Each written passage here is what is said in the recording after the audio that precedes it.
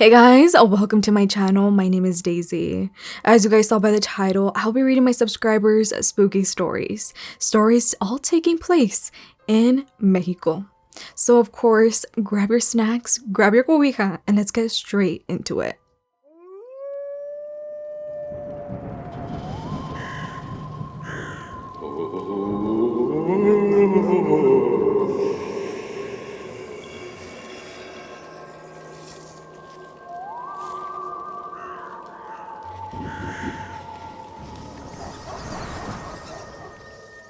Hi Daisy. My family is from Sinaloa, Mexico.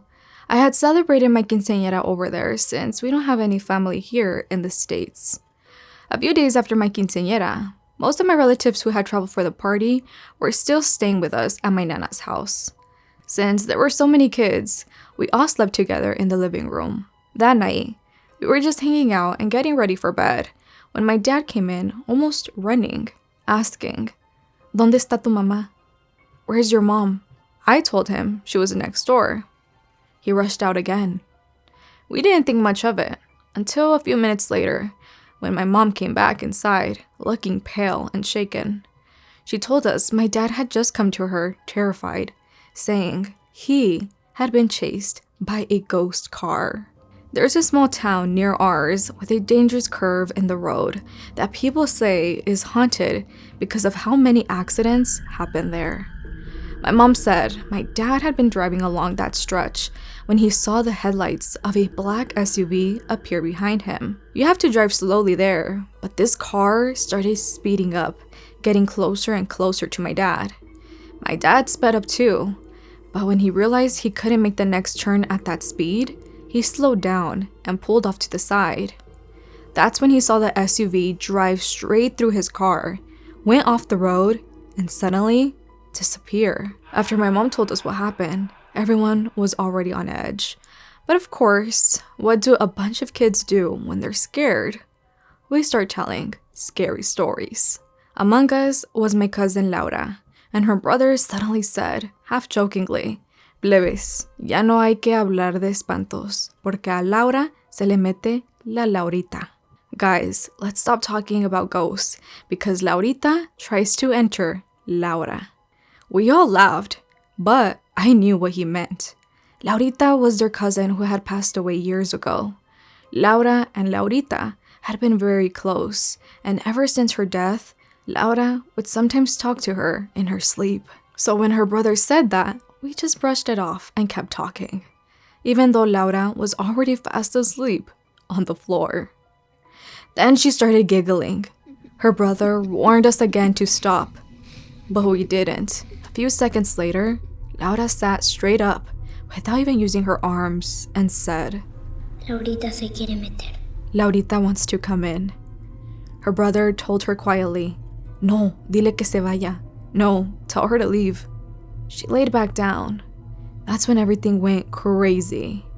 None of the neighbors owned dogs or horses, but suddenly we heard dogs barking and horses running outside. Then the front door started rattling. A few minutes later, Laura sat up again and said, Laurita, ya se metió. The barking grew louder, the horses sounded closer, and through the small gap under the bathroom door, where the light was still on, we could see two shadows of feet standing there. We all started crying and praying together, El Padre Nuestro, holding hands. And then, it all stopped. The barking faded, the air felt lighter, and it suddenly became easier to breathe. The next morning, we told Laura what had happened, but she had no memory of any of it. To this day, I still feel tightness in my chest whenever I think about that night.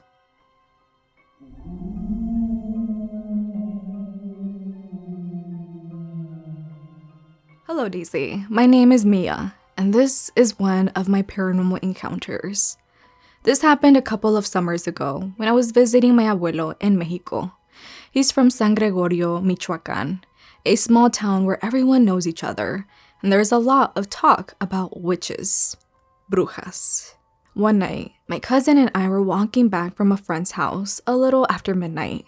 The streets were empty, except for the sound of crickets and dogs barking in the distance. We had to pass this narrow alley that everyone in the town avoids. My cousin told me, "Don't look down there, just keep walking." Of course, I looked. At first, it was just shadows. Then, at the far end of the alley, I noticed a woman standing there. Her hair was long and messy, and she wore an old-fashioned black dress that didn't fit the heat of the night. She was slightly hunched, but even from that distance, I could see her eyes on me.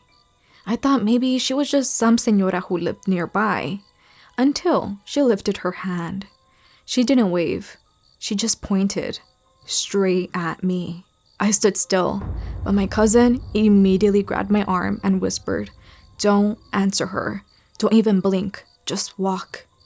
His voice trembled in a way I'd never heard before. He was genuinely scared. We started walking faster.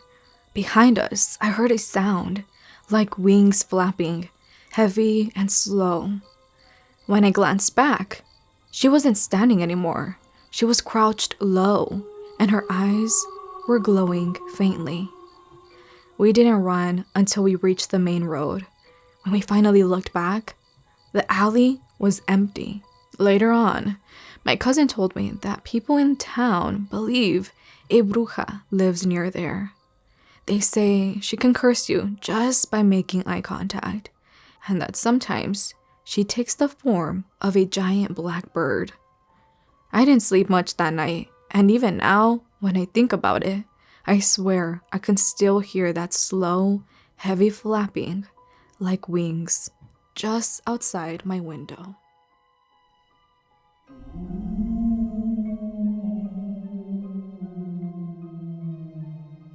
Hi, Daisy. It all started when my family and I first visited my grandparents' ranch in Guerrero, Mexico. On the way there, my parents were teasing us with scary stories from their childhood, but I never really believed them. Not until something happened to my older brother and me. The first few days at the ranch were peaceful, but then came the night my grandpa, my dad, my older brother, and I had to go look for 6 cows that had gone missing. And by that time, it was already 11 p.m. Like most ranches in Mexico, there were woods and mountains nearby. My grandpa had an idea of where the cows might be, but he wasn't completely sure. By the time we reached the rocky hills, it was close to 1 a.m. The only sounds around us were of insects and the crunch of our boots on the dirt. About 20 or 30 minutes passed by while my brother and I were talking and laughing, when suddenly my dad and grandpa stopped.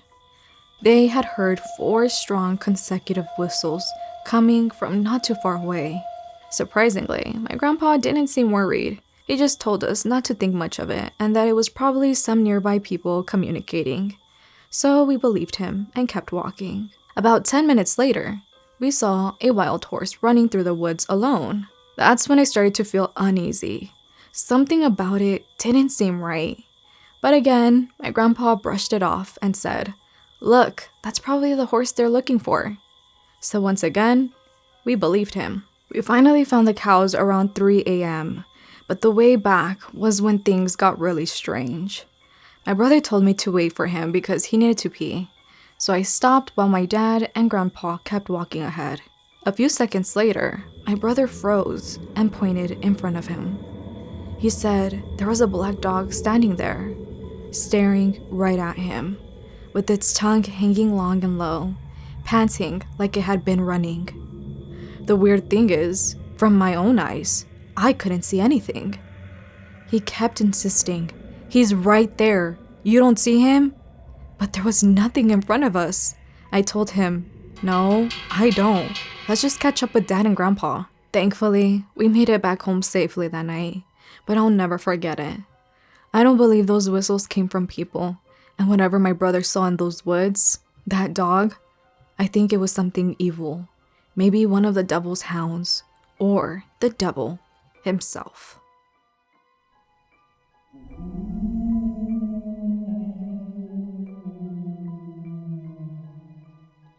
Hi, Daisy. This experience took place in Mexico, at my abuelo's rancho in Guanajuato. One day in December, my cousin and I decided to explore the mountains and the old abandoned buildings around the property. We were about 13 or 14 years old, curious, adventurous, and honestly just trying to get away from the little kids. But Paulo's little sister, Fatima, insisted on coming with us. She even threatened that if we didn't let her tag along, she'd make up a story to get us in trouble. We began hiking uphill toward a small abandoned house. Our abuelo had told us stories about that area, strange things that he'd experienced, warning us about duendes, goblins, and witches that supposedly lived nearby. As my cousin and I were peeking through the dusty windows, we suddenly saw Fatima inside the house. We panicked and rushed to get her out before anything happened, or before we got caught. But when we tried the door, it was locked. My cousin ended up breaking the window to reach for her. When we finally got inside, we asked her how she managed to get in. Her answer left us speechless. She said, "My tiny friends with little clothes and pointy ears let me in." We didn't wait around after that. We ran straight back down the hill toward the ranch, slipping on the dirt and rocks as we went. On the way down, I noticed scratches and bruises on Fatima's arms and legs. When I asked her where they came from, she said they had really long nails and they played kind of rough. When we asked what they were playing, she simply said, "Hide and seek." We didn't say another word after that. We just hurried home. When we told our grandparents what happened, they didn't doubt us for a second. They said many people around the area, even themselves, had experienced similar encounters. After that day, we made a promise to never explore the mountains outside the ranch again. We've had other experiences in Mexico, witches, ghosts, things that can't be explained. But that day with Fatima was the one I'll never forget.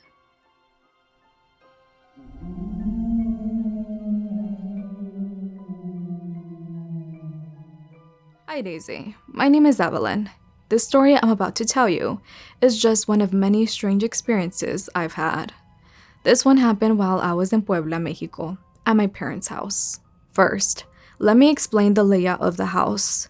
My parents' place has only 2 bedrooms that sit right next to each other, separated by a single wall. The kitchen and the living room are connected in one open space just outside the bedrooms. My dad's bakery is only a few steps away from the house, which will be important later.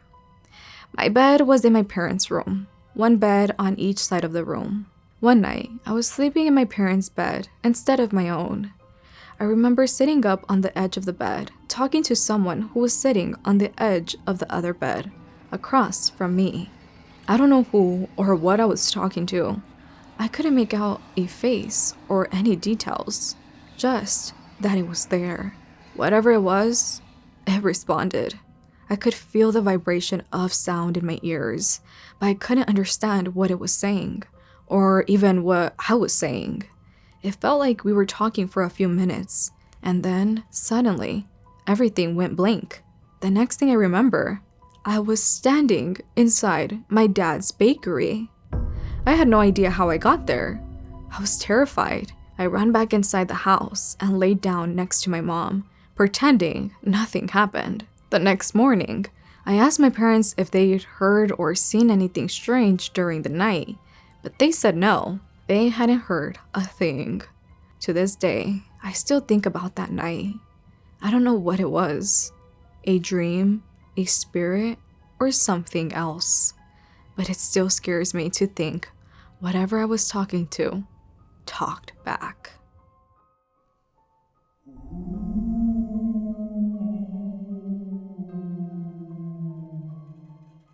Hello, I have a story to share. Every winter, my family and I would travel to Carboneras, a small town in Nuevo León, Mexico, a place not many people know about unless they live nearby. Even though it was winter, the days were warm and the nights had that perfect, comfortable coolness. My grandparents' house was small, just 1 bedroom, a living room, and a kitchen. If we needed to use the bathroom, we had to go outside. Since only my grandparents lived there was just 1 bed. My parents always insisted that my grandparents sleep in it while we would sleep on the floor in the living room. We left the front door open for fresh air, and though we had one fan, we let my grandparents use it. That night, everyone went to sleep, but at some point, I woke up because I felt someone was watching me. I thought maybe it was one of my parents checking on me, since I was sleeping between them. I sat up, but they were both fast asleep. When I looked toward the open door, I saw a dark figure standing there, darker than the night itself.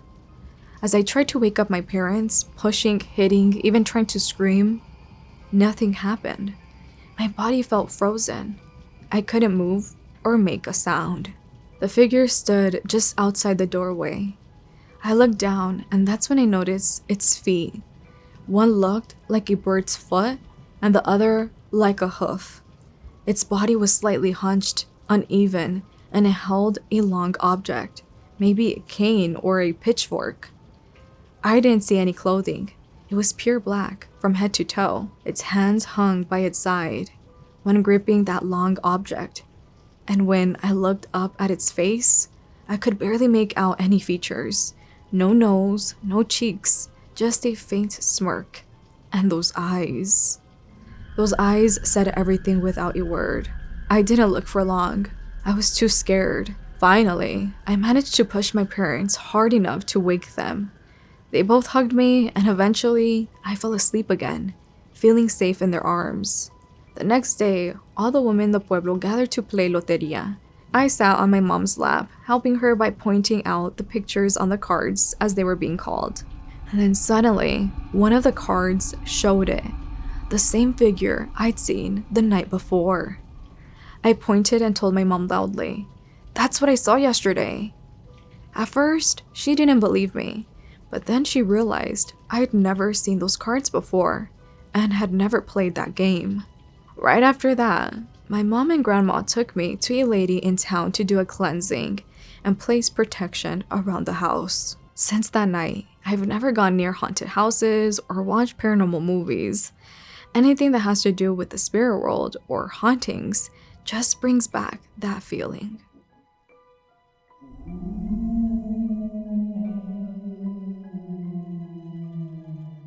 Hey Daisy, this story happened years ago when my family lived in Mexico.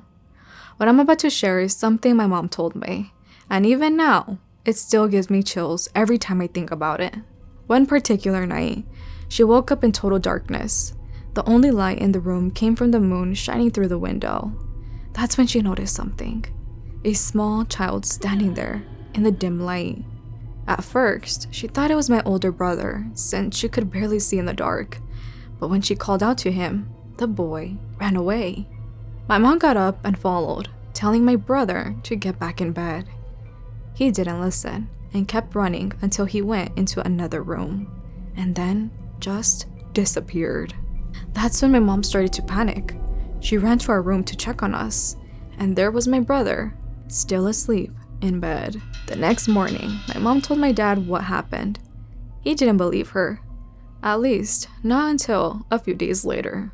One afternoon, my dad was lying in a hammock when he woke up and saw someone nearby. I don't remember exactly what my mom said he saw, but whatever it was, it scared him. He grabbed a hatchet and threw it, and whatever it was, vanished right in front of him. After that, he finally believed my mom. Later that week, they had the house blessed by a priest.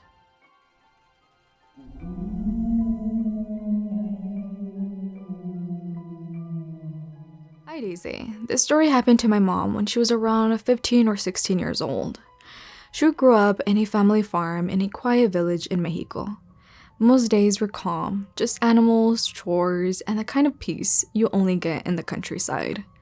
But one night, something strange happened that she's never forgotten. It was getting dark, right after sunset. My mom went outside to feed the chickens like she always did. Everything was still, except for the sound of the wind and a few crickets.